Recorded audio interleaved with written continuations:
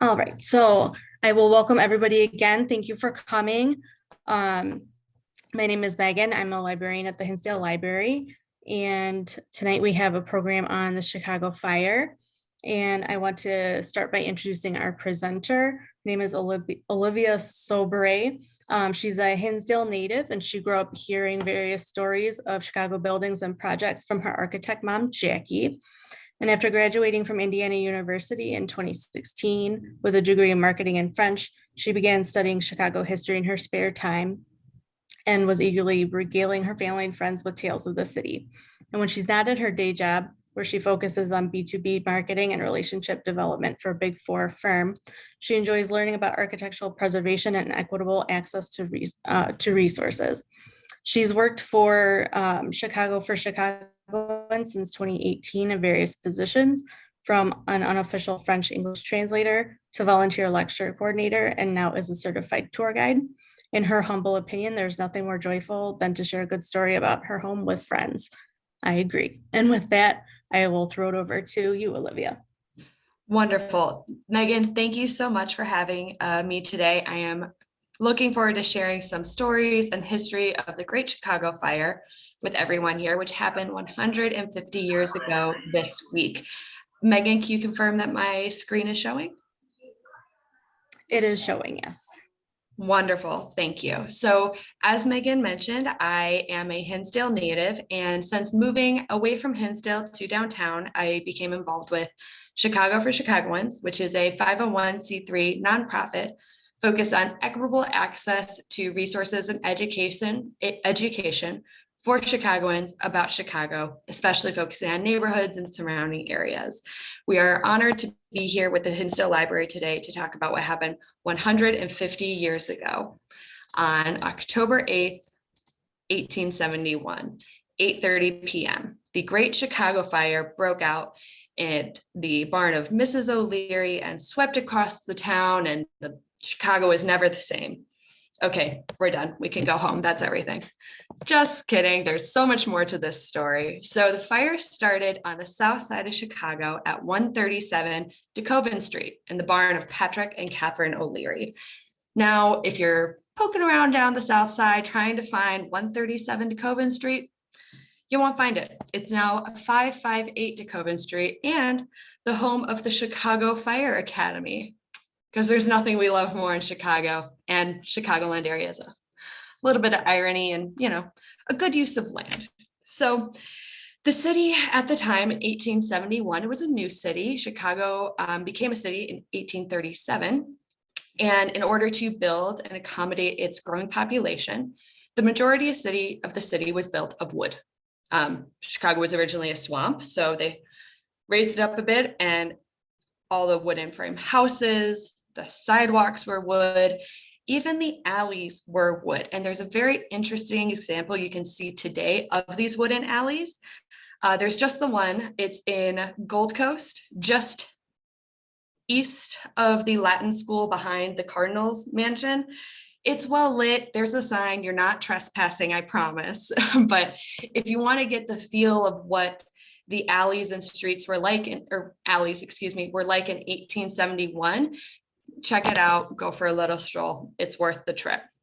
So on top of this growing city built of wood, the building codes weren't exactly the best. Now, Chicago, I don't think is ever going to get an A++ in enforcing building codes, but they definitely were not getting that good of a grade back then as well. Folks were really crowded in. Immigration was booming in Chicago. Population was also increasing due to the newly freed, formerly enslaved folks moving to the city as well. A small but mighty population of 300 in 1871. Also growing, more so than that population, would be the Irish and German immigrants. And the Irish folk were very much around where the O'Leary family farm was. They had the barn and the house, both built of wood. And in addition to all this material, it was a very dry summer in Chicago. We just didn't get much rain. Between July and October, we got 2.5 inches. The average is 14, and we got closer to 14 this year. So just to paint the picture, it was essentially a town of kindling, and it was a hot October. It was not like today where it's like a little misty and cold. No, it was hot. It was windy and it was very, very hot. So it wasn't a nice fall day. Still felt like summer. At the time, Chicago's population was roughly, 300,000 folks, and they only had 185 firefighters for that population. That's not a lot. They also use steam-powered horse-drawn engines. I'm sure y'all can imagine the water pressure, not great, but they did the best they could. And the conditions, like we said, just weren't that great. There were 20 fires already that first week in October, one of which was exactly the night before. If you look on the screen, this little green area right by where the fire started down here, that's what burned the night before. It was a lumber mill, and it burnt for 17 hours. So this small but mighty force of firefighters, they were exhausted by the time 8:30 rolled around on Sunday, October 8th. Now, a very popular story with the Great Chicago Fire is, oh, Mrs. O'Leary's cow did it. She knocked over and it was all Mrs. O'Leary's fault. Boo-hoo, Mrs. O'Leary. Okay, we're going to debunk that right now. All right. First, let's talk about the O'Leary family, an upstanding family in their community. Patrick and Catherine immigrated to Chicago from Kerry, Ireland. They were raising 5 kids in their small house on DeCoven Street. In addition to that, they had 2 rooms let out to the family, the McLaughlin family. So there was more than just the O'Learys on the family. Catherine, who frequently gets blamed, she is, I would call her an entrepreneur. She had, it was her barn. It was her dairy business. She had 6 cows, a wagon, a horse, a calf. She would get up, she'd go to bed early, she'd get up early, she'd milk the cows, deliver that milk. She was an upstanding citizen, member of her family, member of her church, which was Holy Name Cathedral, and was working very hard to make sure that her family had a good life in their new country. The rumor was started by a man by the name of Michael Ahern. He was a reporter for the Chicago Tribune. This was asked to me when I was doing a dry run with this. The name Ahern has Anglican roots. It's not an Irish name. So he had some personal prejudices against the Irish immigrant population in Chicago. And while Chicago was still burning on Monday morning, the Chicago Tribune was able to get out one edition, and that was where the rumor started. He vilified the O'Leary name, specifically Mrs. O'Leary. Being a woman and an immigrant, she was an easy target due to the unfortunate sentiments of the time. And she lived out her life in infamy. Even though she was cleared of all charges by a panel of experts at the time, she gave excellent testimony. If you want to hear her story in her own words, I highly recommend that you take a look to WTTW. They have a free documentary on YouTube. It's brand new this year. It's called The Great Chicago Fire, a Chicago Story special documentary. They do a wonderful job reenacting her testimony. So it really comes to life, the timeline and how she reacted that evening, right?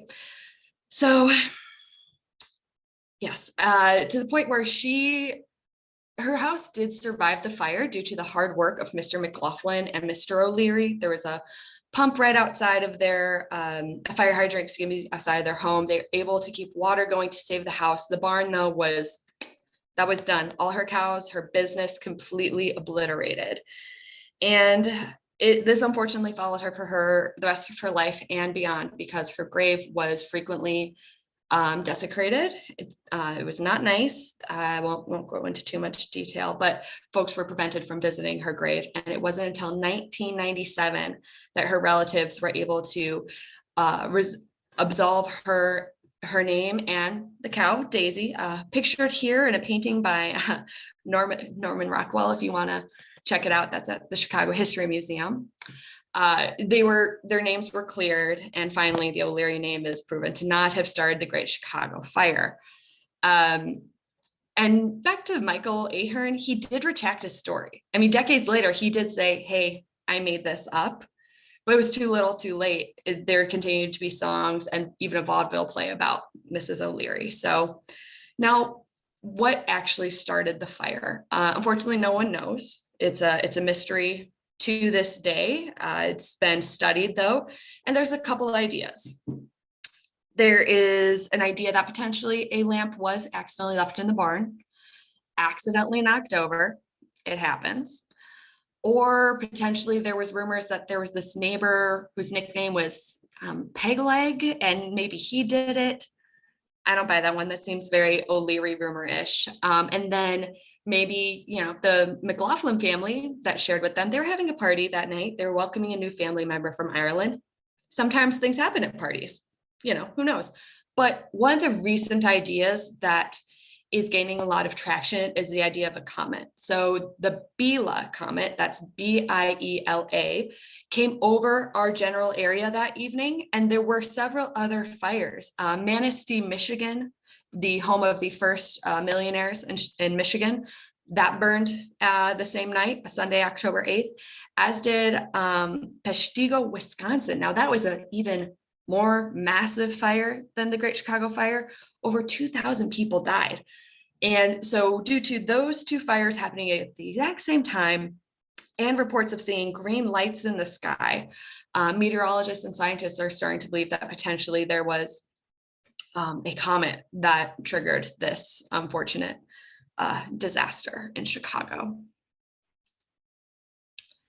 So once the fire broke out in the barn, Mr. O'Leary is trying to save the house. Another neighbor runs down the street to the firebox and tries to tell the firefighters, hey, there's a fire. It doesn't work. Firebox, totally out of order. So he runs to the next one. And whether he gets there or not doesn't really do much, because even though Chicago has fireboxes, they can tell the fire department there's a fire, but they don't know where. How they know where the fire is through the help of the Chicago courthouse. On your screen, that is the dark building. And that there was a fire watcher there that evening. He saw a fire, but he sent the firefighters like a mile out of the way. He thought it was more over here-ish. Well, by the time the firefighters got down to Mrs. O'Leary's barn down here at the bottom, it was too late. As we discussed, the city was very, very dry, and so many immigrants were packed in, and their wood houses were all together. The fire was out of control, but folks still weren't too panicked. Folks on the other side of the river were, watching the flames. They didn't have Netflix. They couldn't turn on The Office for entertainment. There was a fire, and there was a river between them and the fire, a natural stop. So folks felt safe, especially in their fancy hotels in the business district. We would call that the Loop today. They're watching from the roof, seeing the pretty lights and going, what a nice Sunday night entertainment. Well, they quickly learned that they were in danger, because due to the dry nature of Chicago, the greasy, grimy river, I know people are kayaking in the river today, but I got to tell you, folks, it was not usually this clean back in the day. It was nasty. We had the stockyards.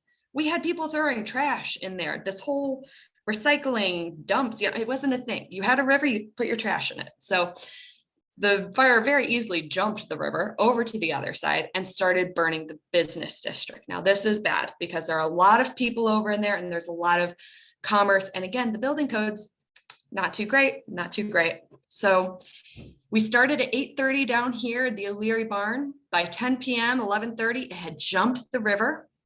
Right up here, if you can see this, that's where the Southside Waterworks was, and that fell around midnight.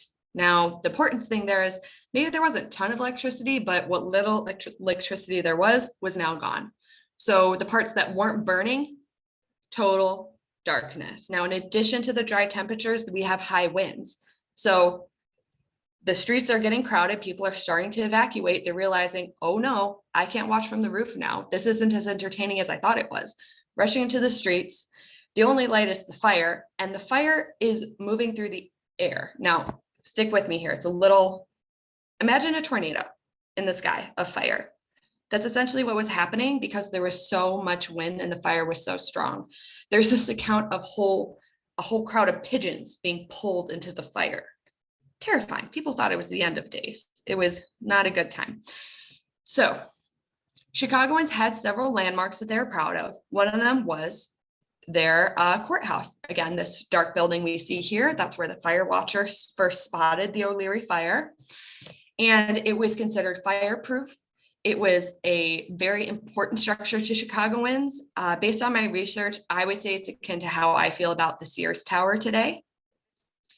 Also known as Willis, but it's the Sears Tower. Anyway, so the courthouse the fire is approaching, and this red area is where the fire first was. So it's pretty clear, at some point it's clear that their fireproof courthouse is going to go.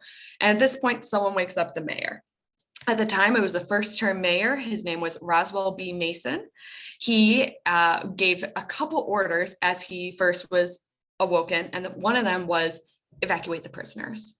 Prisoners were kept in the basement of the courthouse almost directly below the bell. And this bell was tolling nonstop to try to get people to wake up, get out of their houses, get to safety. And his order arrived just in time. The prisoners were all evacuated, and then the bell fell. The whole courthouse collapsed in on itself. The folks in charge of the incarcerated persons tried to keep them together. But unfortunately, due to the mass chaos in the streets, they were unable to do so. So in addition to people evacuating, there are folks who, may or may not be guilty of crimes in the streets as well. It's every person for themselves, essentially. So by early Monday afternoon, another fireproof building was in the path of the fire. And that would be the original Palmer House. Now, you might think, wait, I know the Palmer House. It's there today. Not the same one. Not the same one. Very similar, though. So the Palmer House had its grand opening 13 days before the Great Chicago Fire. It was a wedding present from Potter Palmer to his wife, Bertha Palmer. A little lighthearted fact, she invented the brownie. So if you want the original brownie, you can go to the Palmer House. Just a nice little treat. So beautiful wedding present to his wife, also billed as fireproof. Well, they found out the hard way it wasn't fireproof, but silver lining, the architect, John Van Osdell, he ran into the building before it caught fire, went to the basement, buried the blueprints. But before he did, he encased them in clay and then buried them.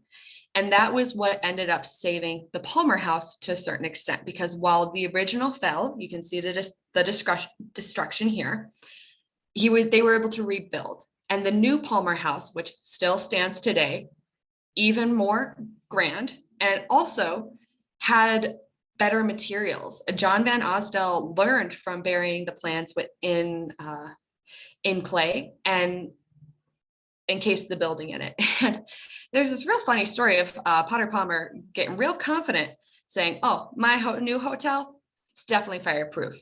I'll prove it to you. You come here, you start a fire. If within 3 hours it hasn't left your room, you pay for the damages. If it has, you're off scot-free." I don't think anyone took him up on it, but it seems like a real bold way to go about, proving your hotel is fireproof.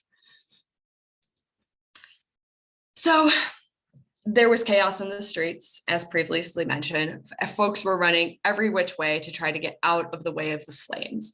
The map that you see on every slide is the path of the fire. It starts in the purple area. The red is the main path of fire once it jumps the rivers. And then the orange shades are as it moves out throughout the evening. So this wood city, population of 300,000 people, crowding the streets. There are stories of folks carrying their elderly and differently abled family and friends to safety. There are wagons in the streets, but the wagons are scarce, and there's some fires and disasters can bring out the best in people, and they can also bring out the worst in people. And unfortunately, we saw that here in Chicago. There are stories of folks with wagons driving up to the mansion saying, "Sir, give me your belongings for a fee and I'll get them to safety." Oh, they're saved. Okay, put in all their precious belongings. Only for those wagons to round the corner, dump the belongings, and go to the next mansion and do the same scam. This happened to a co-owner of the Chicago Tribune. He lost his home, his most prized possessions, who he thought was safe in a wagon. His family survived and his business survived. He survived. So, it's not all bad for that guy, but It was devastating to people. And these bridges, I mean, they were also made of wood. They were essentially death traps. I mean, they successfully got people across the river, but it was not smooth sailing, for lack of a better term.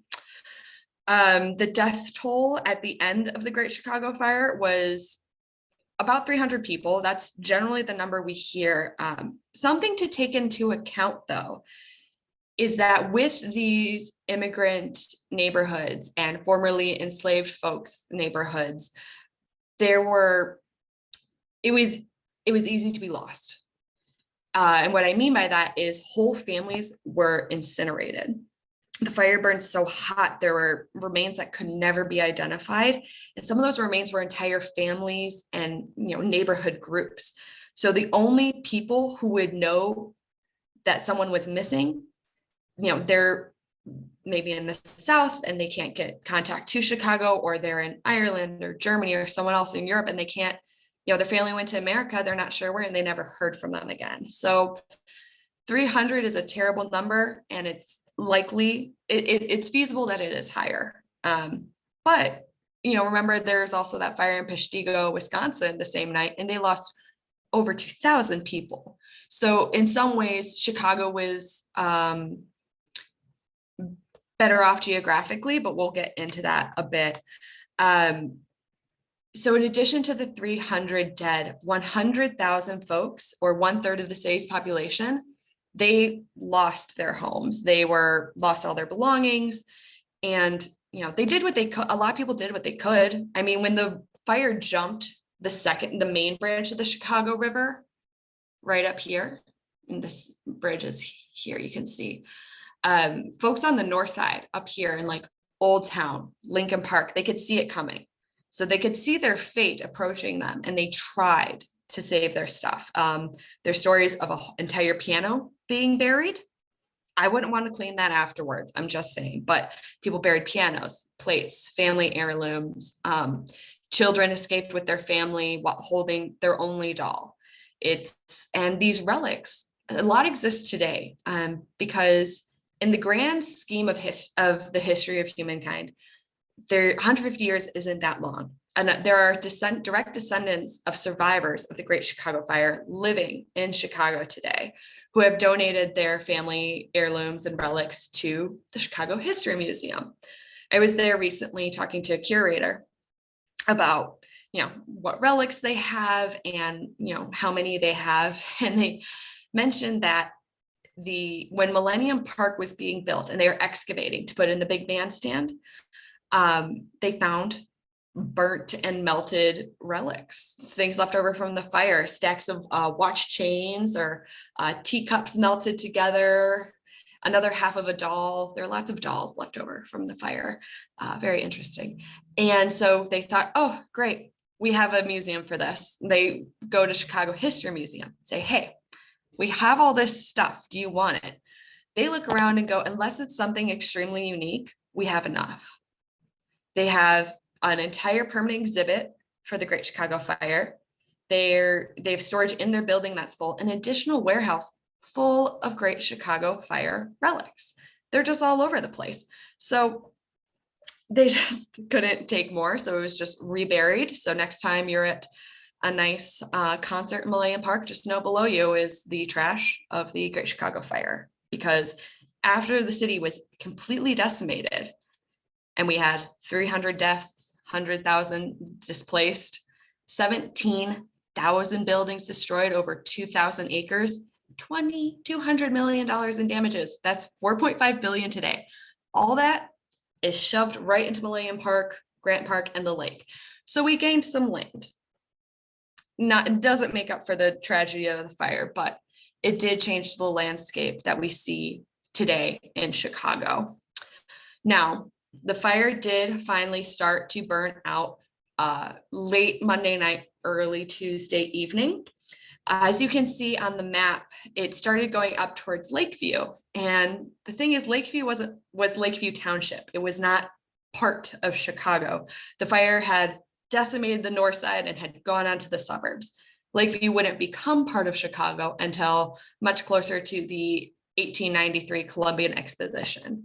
So they essentially the fire ran into prairie and it just kind of fizzled. But most importantly, what really brought the end to the fire was rain. Heavens opened up early Tuesday morning, and a sprinkle came down and helped finally put out the fire that had decimated the city. Now, there are several surviving buildings from the fire. Very, very popular. Anytime you go down to Chicago, I know whenever my folks took me down here as a kid, we go to Water Tower Place, go to the American Girl doll store, and talk about how the water tower survived. But there's more to the story, because the water tower did survive, but it didn't thrive. I'll explain. So 2 years before the fire, that was when the water tower was opened or established, and Chicagoans were very, very proud of their water tower because it was a sign of progress. They were really a true metropolis. They could have fresh water, and it was a limestone structure, very sturdy, and the crews knew that the fire was coming. It was in the path of the fire, but wasn't first thing burned. So they were working very hard to keep it going, because the pumps within the water tower, that was what was keeping the horse-drawn, steam-powered fire engines that the 185 firefighters were using. I mean, it's not great, but it's something. Unfortunately, due to the high winds and the flying fires, the roof did succumb, and when it fell, it crushed the pump. So while the water tower did survive, the mechanism, the actual pump, it did not. So once that fell on midday Monday, there was nothing else Chicagoans could do except wait for rain, which eventually did come. So, water tower survived mostly. And then the Chicago Tribune, okay, it kind of survived, but it kind of didn't, because the paper survived. We still have the Chicago Tribune today, and they were able to publish that story. So the offices kept going as the fire burned around them. Their story of the employees rushing out to put out a fire on the wooden sidewalks while they're still working on the paper. Totally wild. But at one point they do have to call it. They're like, all right, fire's coming, we're done. But they got their paper out. So while the offices eventually did burn, the Chicago Tribune was able to still put out a paper and bounce back quickly enough to help survivors find each other. So while they did play a leading role in the false narrative against Mrs. O'Leary, they also helped countless survivors find family members and friends and be able to reconnect and get businesses rolling again. So there's two sides to every story. But then another relic that survived was, we mentioned the courthouse, right? So we know it was important to Chicagoans. It fell, but when the bell fell, it broke apart a bit. So when the fire was died out, Tuesday afternoon, Wednesday, survivors went to the courthouse and took pieces of the bell. So if you go to the Chicago History Museum today, you can see pieces of that bell from the courthouse.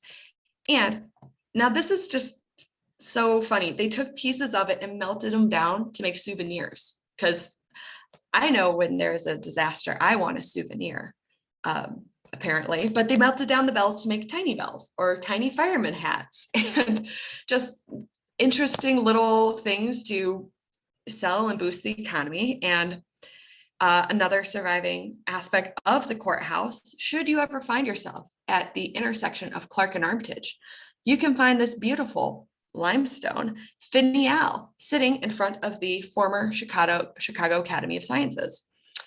I'm sure hundreds of Chicagoans pass this every day and go, weird flower.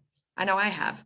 But ends up, if a Chicagoan from 1871 were to walk past it, they go, oh, from the roof of the courthouse. Yes, I know that. So it's a relic that was placed there because the Chicago Academy of Sciences this building was built in 1893, and it housed what was the Chicago Natural History Museum. Well, the new collection, because that was destroyed in the fire.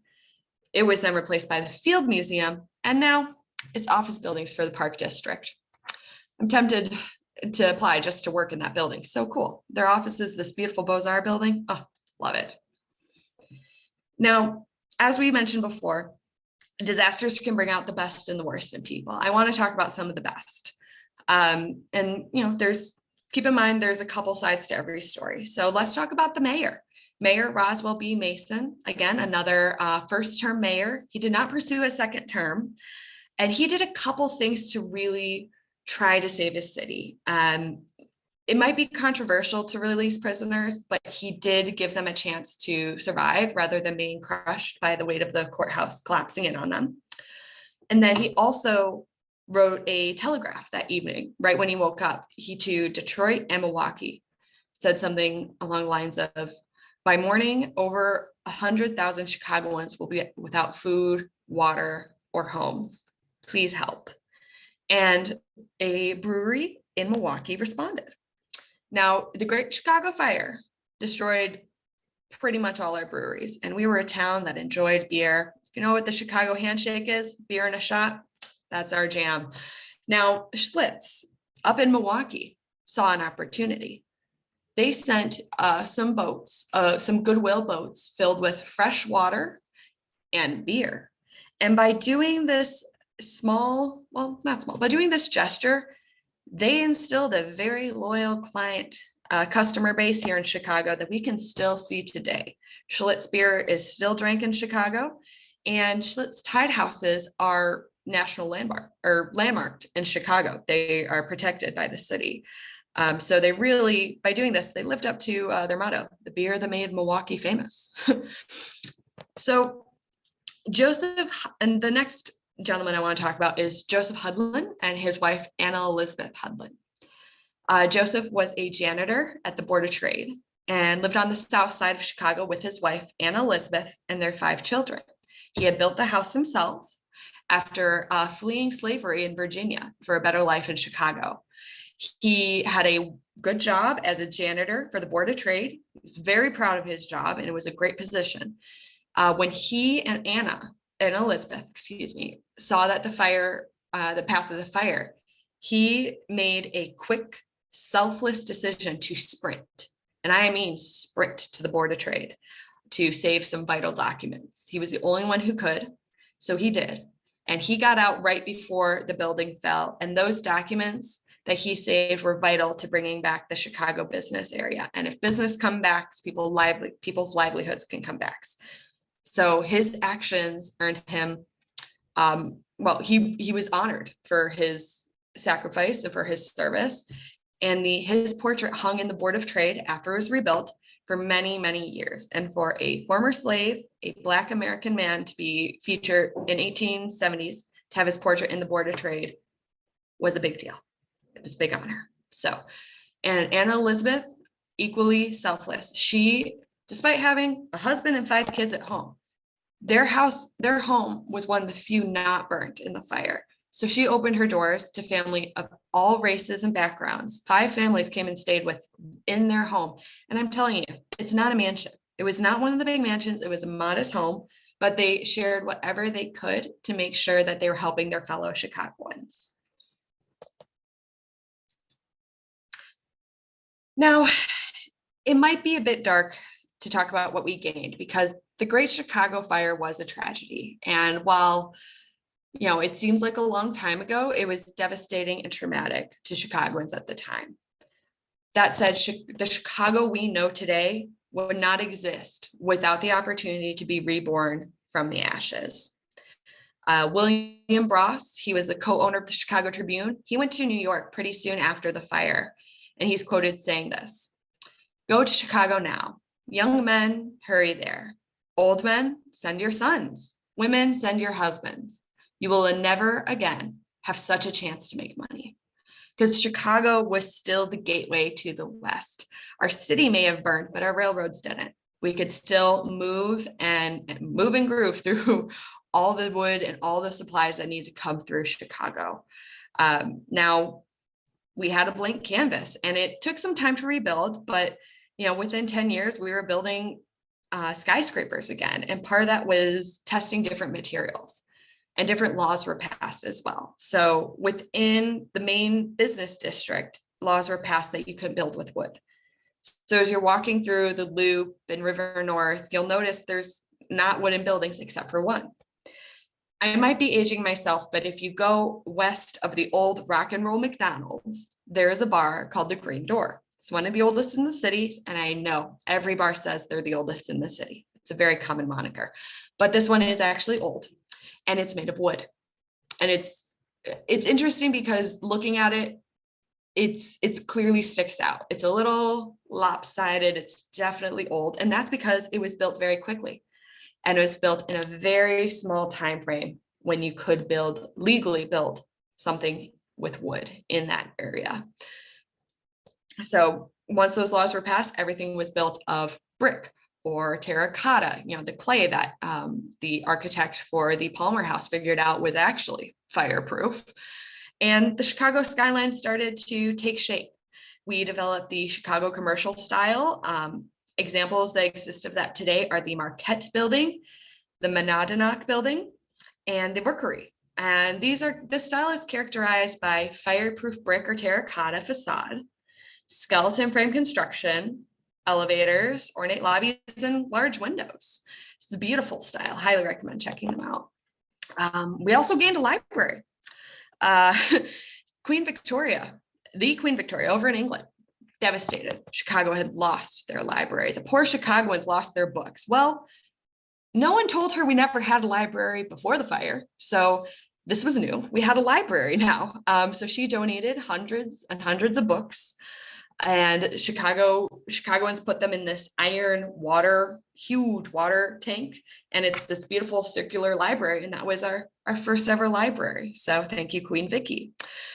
And then we also, got better building codes. Again, we're never going to get A++ on enforcing our building codes, but we got better.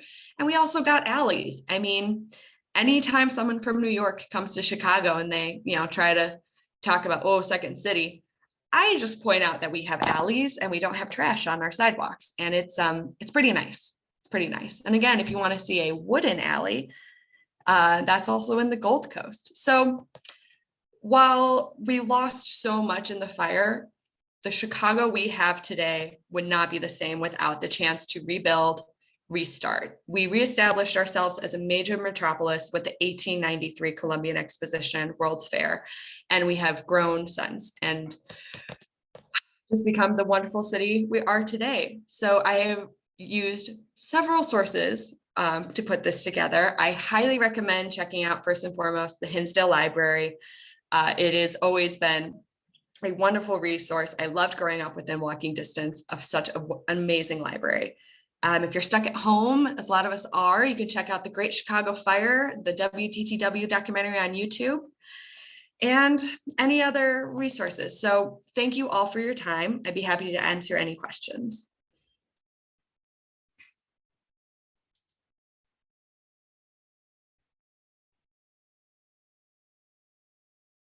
Myself.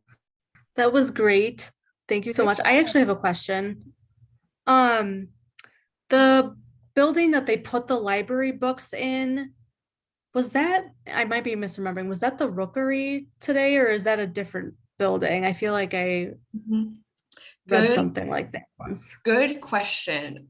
All I read was that it was a large water tank. And the picture I saw were people actually walking around in it. So the scale was of a big round room. So good question. Not sure if it was the Rookeries. Well, it must not have been. Yeah, I might be conflating that with something else, but I feel like there was something. Well, the Rookery should, you know what? I'm thinking back to what I just said. Rookery was Chicago style. It would have been built after the fire. So there we go. I'll have to check on that. Yeah, we've got to-dos to do. All right, let's check the chat.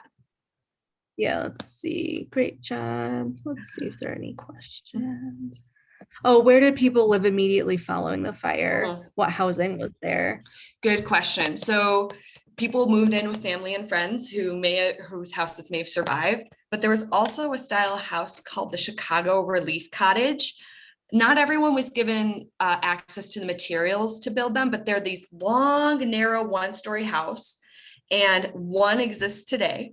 It's right in the heart of Old Town. So if you ever go to the Old Town Art Fair and are walking around and you see just one tiny house that's just long and straight back, that is a Chicago Fire Relief Cottage.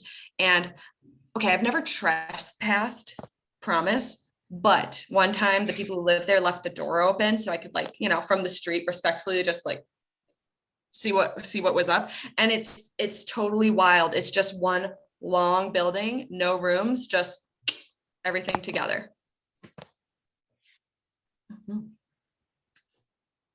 Interesting. Let's see. Anything else? Oh yeah, the street system is also due to the fire. Yes, it gave us the chance to have a planned city. The city beautiful plan with Daniel Burnham would not have been possible without the blank slate that the fire provided for us. Thank you for that note.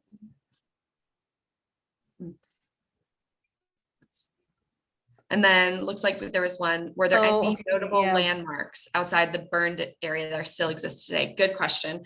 Yes, the stockyards survived. The stockyards were, so while over 2,000 acres of Chicago and surrounding suburbs did burn, the stockyards, which were a vital business source, did not, and we still had railroads. So we were able to still continue that form of business. There were also several churches that survived as well. Holy Name attached to St. Ignatius College Prep, and Old St. Pat's and St. Michael's in Old Town are three that survived and were able to help their parishioners and their community with the relief efforts as well. Nice. Yeah. Oh, we've got a fun fact. Let's see. Oh, the Chicago Cultural Center on Michigan Avenue. Okay, it was the first library that preceded the Harold Washington Library, which my mom helped design because she's an architect. I have to share that. And apparently after the first water tower library. Oh, good fun facts. Thanks, Vicki. Oh, okay, thank you. I knew there was some building that, yeah, that it connected to. Okay, let's see. Oh, somebody asked, did people migrate more north side since the fire started south of the river? Good question. So as far as migration, there's a couple areas. North side was rebuilt. South side was pretty much already inhabited, but the train line still existed. So towns like Hinsdale saw a population boom. So the fire was in 1871. Hinsdale incorporated as a village in 1873, 2 years later. So it's feasible to say that Hinsdale's population saw a slight boom due to the fire. I did check the historical website, so I took some inferences there, but. Yeah. Oh, was the fire a wake-up call to clean up the river, or did that come with later environmentalists? Good question, Elsa. That came later. Yeah, unfortunately, the river was quite dirty and seen as just an industrial waterway, not anything worth doing or seeing until probably in the last 40 years or so. And you can see that by the way the buildings are placed. So newer buildings face the water. You can see that with the new construction, whereas, you know, older buildings like the Civic Opera House faces away from the water. But then you see, you know, the Corn Cobs, Marina City kind of start facing the river, things start changing. So it took us a bit of time to realize the river was really cool. Yeah, I was just hearing something about Bubbly Creek the other day, and I was like, which has nothing to do with the fire, but just an example of how disgusting the river ways were and how long it took before. Yeah, we can totally tie that in, because one of the reasons the fire was able to jump is not just because of the wind, but the water was so greasy. Yeah, and the main greasy part was Bubbly Creek right next to the stockyards. Trigger warning, this is going to get gross. Chickens could walk across, and there were slime bubbles the size of grown men. Okay, that's the only gross stuff I'll share, I promise. Maggie asked, what about the churches? Did they do anything to support the community? Yes, good question, especially the Catholic churches, because a lot of the Irish immigrants were Catholic, and it was a bit of a miracle that Holy Name survived. There is a story of a priest being miles away in New York and praying all night long to save his church, and that's why there are always at least 7 candles lit in Holy Name. And so Holy Name, Old St. Pat's, St. Mike's in Old Town. All of them opened their doors, provided housing, resources, helped families reconnect with each other. Because again, I mean, parents were separated from kids, from spouses. It was mass chaos. Mhm. Let's see. How far did the city extend south of the fire? Really good question. The fire did not decimate the south side nearly as much. There's still a large swath of the south side, including all of these stockyards that were available. So several acres that were untouched. Oh, including Hull House. So the University of Chicago campus was untouched as well. So great news for the Chicago community because Hull House provided so many resources.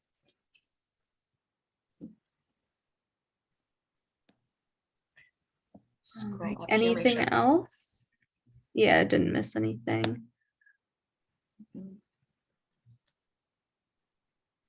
Oh, one new message. Let's see. Oh, a couple more The here. people Let me flee into find the lake. Yes, they did.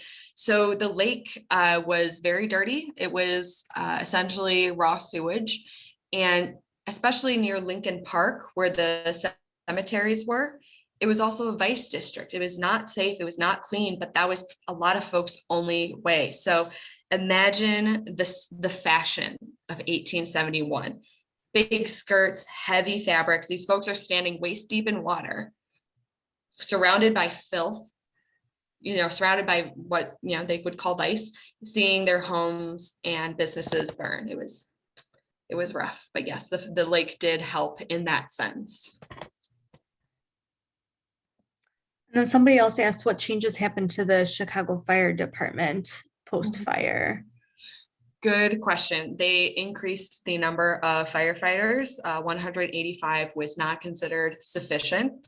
They repaired the water tower and generally worked on getting accurate communications. A lot of that took time. I mean, we needed some technology. We didn't have, we got some telephones eventually so we could, call 911, but the changes after the fire didn't happen overnight. While there were businesses that did open the next day, one comes to mind as a real estate agent opened up a wooden shanty in the middle of the burn district Tuesday afternoon. But it took time to get those positive changes so that Chicago could be as safe as it is today with our fire codes. Oh, and then the name of the documentary on YouTube. Yes, let me paste that into the chat.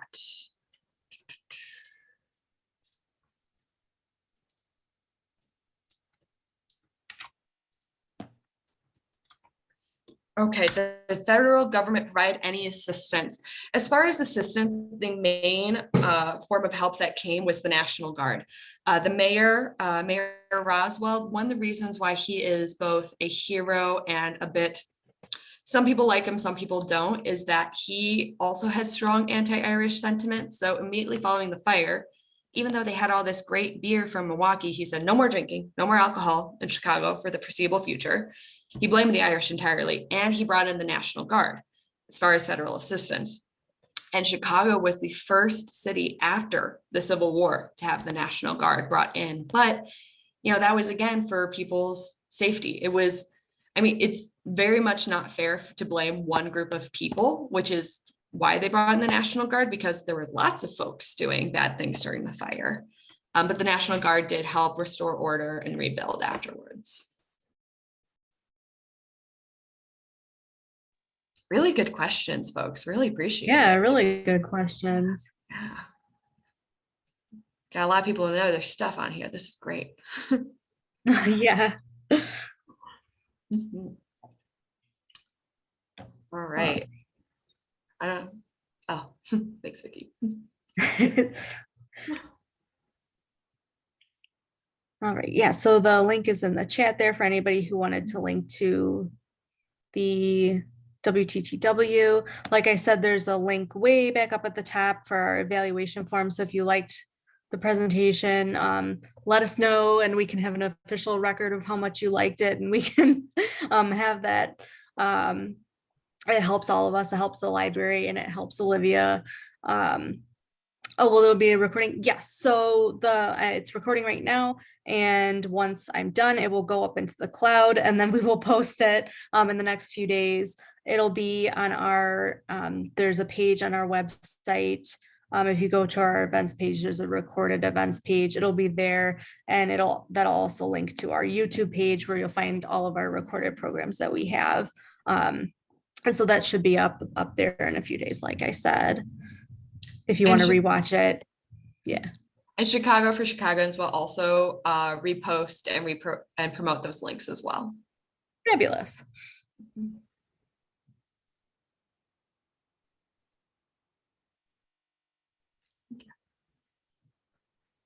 Awesome.